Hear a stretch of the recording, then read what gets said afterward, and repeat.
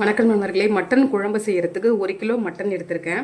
அதுக்கு தேவையான அளவு உப்பு, மஞ்சத்தூள், தனியாத்தூள், குழம்பு மிளகாத்தூள், தனி மிளகாத்தூள் இதெல்லாம் போட்டிருக்கேன். இதோட அளவுலாம் நான் டிஸ்கிரிப்ஷன் பாக்ஸில் கொடுத்துட்றேன் ஃப்ரெண்ட்ஸ். இப்போ இதை வந்து தண்ணி ஊற்றி வேக வச்சிடலாம்.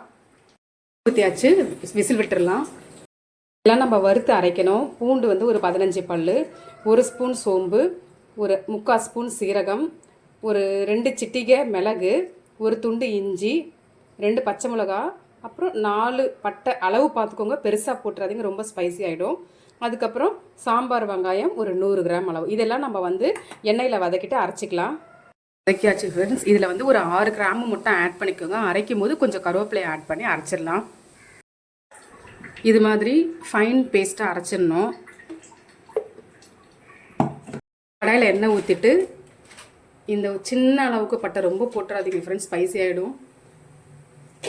கல்பாசி போட்டு லைட்டாக வதக்கிடுங்க. வெங்காயம் போட்டுடலாம் ஃப்ரெண்ட்ஸ். இது பெரிய வெங்காயம்.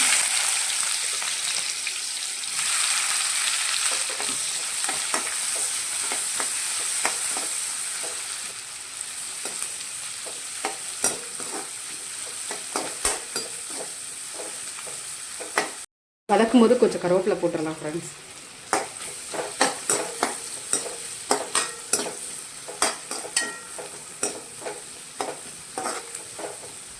மஞ்சத்தூள் போட்டுடலாம். இந்த ஸ்டேஜில் தக்காளி போட்டுக்கலாம் ஃப்ரெண்ட்ஸ்.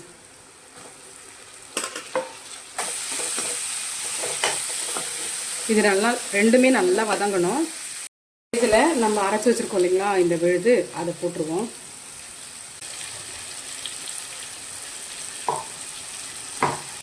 வதங்கிருச்சு. இப்போ நம்ம குக்கரில் ஏற்கனவே வேக வச்சுருக்கோம் இல்லைங்களா, இதை எடுத்து நம்ம அதில் ஊற்றிடுவோம்.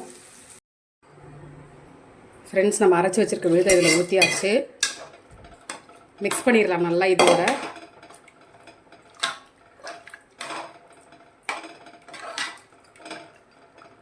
குழம்பு நல்லா கொதி வருது. இப்போ இறக்குறதுனால கொஞ்சம் கருவேப்பிலையை போட்டு தூவி இறக்கிடலாம். வாங்க ஃப்ரெண்ட்ஸ், சாப்பிட்லாம். சுவையான மட்டன் குழம்பு ரெடி.